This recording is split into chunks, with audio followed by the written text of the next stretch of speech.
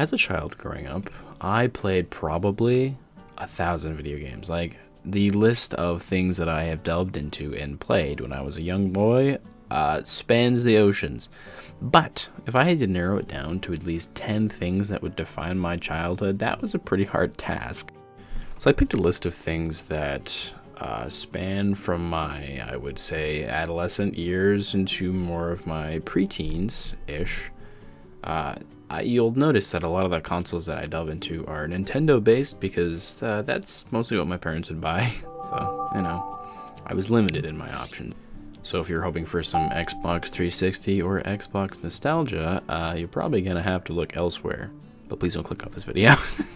And at number 10 is Garry's Mod. Now, what exactly is Garry's Mod? For those who might not be so familiar, Garry's Mod is a sandbox game that came out in 2004, and what makes it stand out is its lack of set objectives. This game gives you the tools for destruction and or creation. You can build things, you can destroy things. There are many different opportunities and ways to express yourself in the world of Garry's Mod. As a child, I was obsessed by the amount of weapons they had in the game. It blew my pea-sized mind, which wasn't hard to do, granted, but still, the amount of sheer content or possibilities was absurd. Was absolutely absurd. I actually didn't own this game as a young boy. I went over to my friend's house and he had this game, and the lack of this game made it a lot better, because every time I'd go over there, I'd want to play this specific game. I'd be like, yeah, can we play some Garry's Mod? He's like, yeah, whatever, I guess, sure, fine. And then when I actually was able to have my own PC and play this game by myself, it felt like such a nostalgic relief of happiness, because, I don't know, that was something I was never able to achieve or do on my own. It didn't help that all of the YouTubers that I watched at the time were playing Gmod too. I watched a specific YouTuber called Venturian Tale, and I'm pretty sure as of 3 years ago they were still playing Gmod, which is a little crazy. But watching them every day play the same games and seeing what could be done, oh my word, that was agonizing. This game would, however, be nothing without the mods itself, so it's pretty crazy that a community can make a game this special. The amount of community projects and things that put into the game that are very unique and interesting. And coming in at number 9 is Unturned. Now, the free-to-play nature of this game may be why it was so important to me as a child. I had a Mac from this school, and the only games I was able to play were free Steam games for a while, and this one was an absolute gem. I think I put probably 150 hours into this game. It wasn't very hard to please me, I can tell you that right now. Even coming back to it years later, there's something very cute about the graphics and how it works, and the very infuriating mechanics that don't work.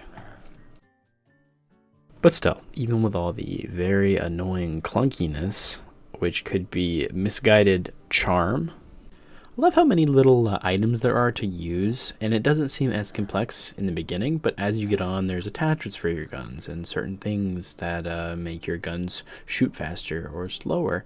You can even huff glue, and if that's not a staple of good gameplay, I don't know what is.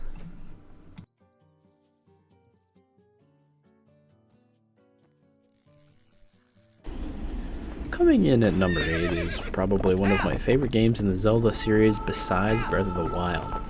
This game, I'm not going to be the cliche YouTuber and say, well, this is a darker version and take of Zelda. If somehow you missed it, Twilight Princess is a game from the Zelda series that was released on the GameCube and Wii. This was my first Zelda game, so you can understand why it would be more special in my heart. This was the game that I played on the Wii. I got it from my best friend, who I played over at his house, and I was stunned. I was shocked. I hadn't played a game with this much depth in the past, and when I did, it seemed like an entire new world was opened up. And as I've gotten older, I appreciate this game even more, as it took Zelda to a different level. It's a more mature tone. It's geared for a different audience, as you can see. Now, I'd like to talk about something that I loved in this game, and that was the holes. I don't know how many times I laughed at the animation that they decided was like, this is go get 'em, boys. That's what they decided on. I just had to bring that up. I'm just not sure why that was the first thing they decided to put in the game as people to introduce to like Zelda. They're like, yeah, you know what we should bring? A whole portion. I mean, look how long this is. I left the entire thing in just so you guys could see how absurd this was for like, this is Zelda? How many times are we going to have to do this during the game? I still think it's pretty funny and charming, so, you know, I love this game. What can I say? I had the pleasure of playing this on the Wii, and many people complain and gripe about the motion controls, and yes, I will admit they are clunky, archaic, and honestly not that fun, but as somebody who grew up with it, I have a very, very large sense of nostalgia and appreciation for how it worked. It was not that bad, I mean, come on.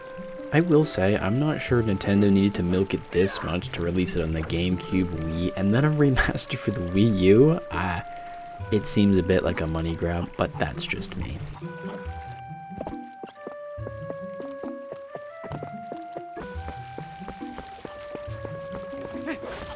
I also just love the characters and the designs. I mean, look at this guy. Isn't that beautiful? If anybody needs a football field or something to play checkers on, we got it covered.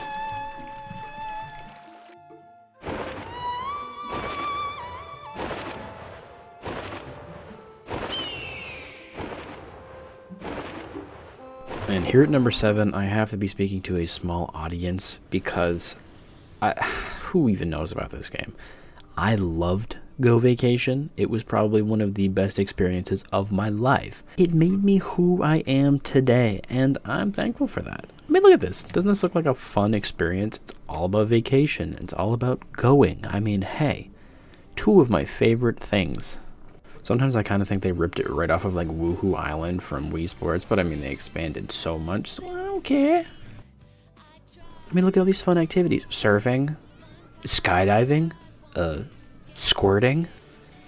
I got this game during my open world phase, in which every game that I purchased and wanted had an open world. I don't know why I was obsessed with it, but I feel like it was the limiting technology. Like the Wii did not have open world games, and neither did the GameCube.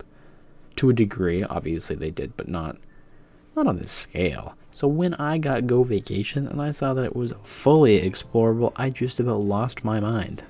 Look at this. Look at this Mary Bay, Sunshine Beach, the Mystic Jungles, the Rocky Ridge Coast. This is really, really slow. All right, moving on. I also had an obsession with like islands and beaches. Oh, they're nice. They're a good aesthetic. So this game was like the holy grail of that. I mean, the entire place was a beach. The first overworld obviously had the snow resort and the city resort, but it's an island, so you're gonna get a lot of beach. The one thing I'll say about this game is the control scheme is not the best for somebody who's never dealt with awful Wii controls. I mean, jumping is literally holding the B button and swinging your controller up. What? Why? Couldn't it have just been B? I don't think B was even like a important thing. You see that? See that right there? That was awful. But regardless, I loved the game. And when they brought it to Switch, it fixed a lot of the control issues because it was just a good game. The mini games were fun. The location was fun. I loved it. Everything about it. I also would like to note that the multiplayer experience of this game was extremely fun. I mean, all of your friends could explore the island, run into each other with cars, and there was no limits. It was just a fun adventure. And the mini games that you were able to play, like skydiving, pie throwing, ATV riding, snowmobile riding, skiing, snowboarding, skating, everything, anything you could imagine, or even racing cars, for crying out loud. It was a good game.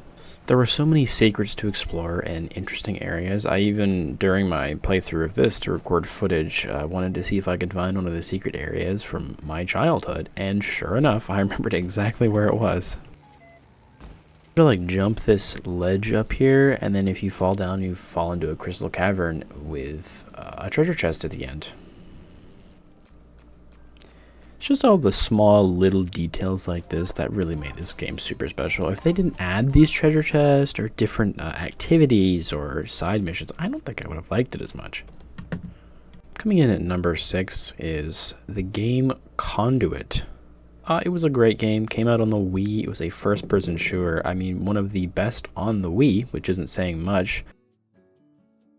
play as Michael Ford, an agent who's trying to save the world from an alien invasion because, of course, it's always aliens. The game promised an intense shooting experience with solid controls, engaging multiplayer, and a storyline that was, pretty questionable at times. I didn't really know what was going on half the time. It was still pretty fun and didn't really take away from the shooting aspect of the game, so I'm not going to knock any points. It was great. Other than Metroid, this was probably... Oh, and a brief stint with Sarge's War, if anybody knows what that is, for the GameCube. This was one of the first shooters I played, and I use the word shooter lightly as, I mean Call of Duty-esque shooter, blood, bullets, guns like that. My parents were pretty strict growing up, so they didn't really allow me to play a lot of shooting games, so I didn't have Call of Duty or things like that. But I found this at a pawn shop and swindled my father to get it for me, and I was not disappointed. Something that really stuck to me as a kid was this orb that you used to solve puzzles. It acted as, you know, a navigation tool and or finding puzzles, secret things hidden in the environment, but I could not get that out of my head. I wanted it. I wanted to play with it outside. I used to like run around with this orb in my hand and act like it was solving puzzles, but for everyone looking at me in the yard, I probably looked like I had Tourette's or something. But besides that, this game had so many weapons, choices, fun things to blow up aliens with, and how could you not love this, especially for it being on the Wii, which I will say was quite limited when it comes to shooters.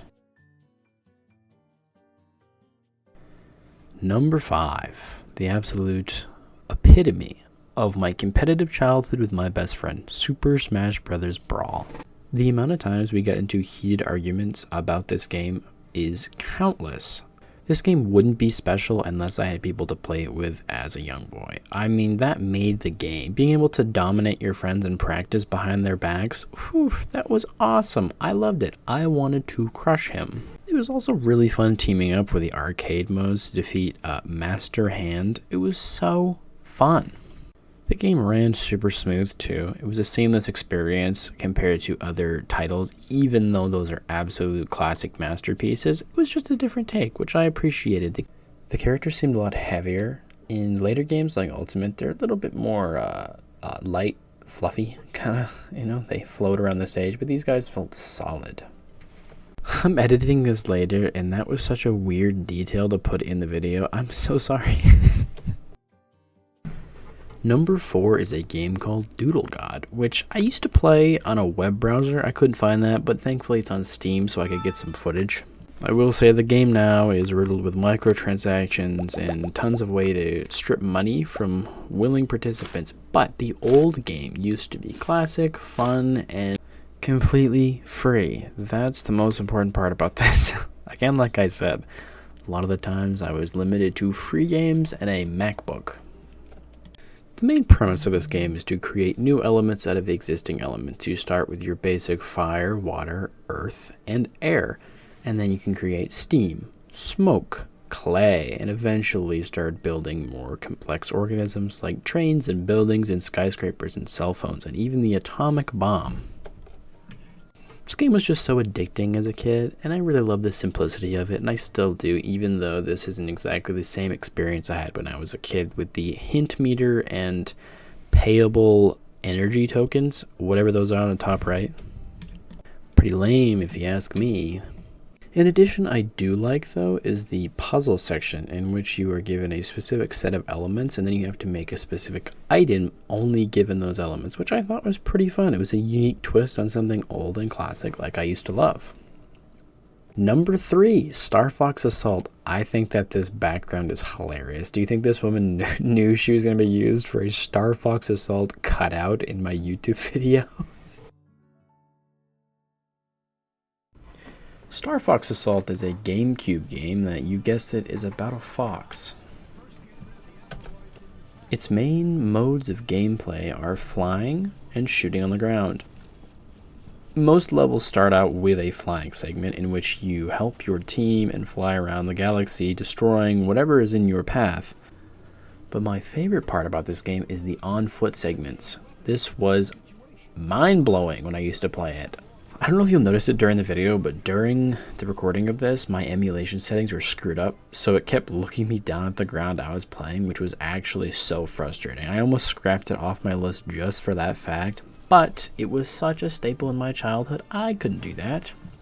The first time I played this game, it was on vacation with some friends of ours, and their kids had this game. So technically speaking, I didn't even play the story or anything. I was mostly focused on the multiplayer, which I have no idea how to capture on an emulator, and I'm not going to try. The protagonist of this game is hilarious. His quips and smart remarks make me love his character even more. Well, I got my hands full, but what else is new? I also love the Landmaster combat in this game. It's super satisfying and very fun. It's not as fun if your controller decides that the floor is entirely more interesting than anything in front of you, but it is still really fun. Overall, this game had a lot of good qualities that I enjoyed as a child. Number 2, King's Quest II, ironically. King's Quest II is a very old point-and-click adventure where we play as King Graham, and it's one of your run-of-the-mill point-and-click. You click on the environment, it tells you things. We used to have an old laptop that just so happened to have one game on it, and this was that game. And so I ended up playing this a lot as a child, not because it was my first choice or anything, just because I was a victim of circumstance. There's a lot of fun outcomes, there's a lot of fun interactions. I like the voice acting, I appreciate the way the game works. I do find that in a lot of situations it's a bit too hard.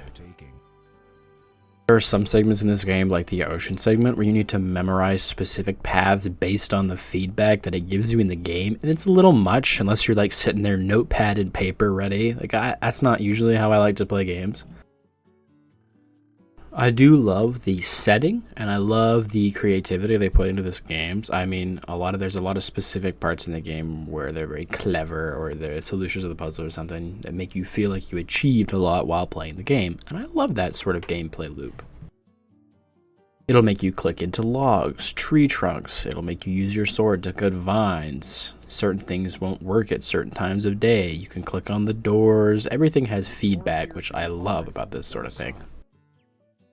I also really love the unique death animations. Everything you do in the game has a potential to kill you, like walking off a cliff, or there will be dwarves or enemies that come out of nowhere randomly, and the sense of on your toes is always there. And number 1 is Nancy Drew: The Haunting of Castle Moy, another point-and-click adventure like the previous one.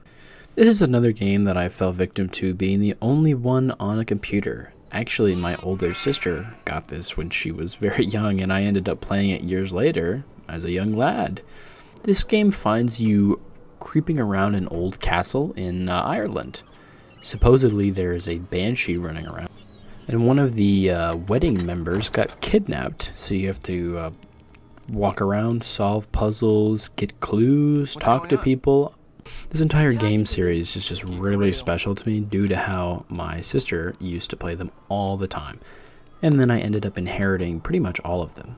I love the silly little puzzles. I like the characters' dialogue. It's always a cozy atmosphere that makes you feel nice and good about yourself. And being a puzzle, all of the puzzles are very compelling and fun to do. It's not usually a chore. And someone who likes games like that, all of these are a treat. They make you think, make you use your brain. Just like the previous game, this game has absurd death, and I really like it. And they always come with this sarcastic, like, advisory statement at the end in yellow text, and it's always some weird bad news, good news situation.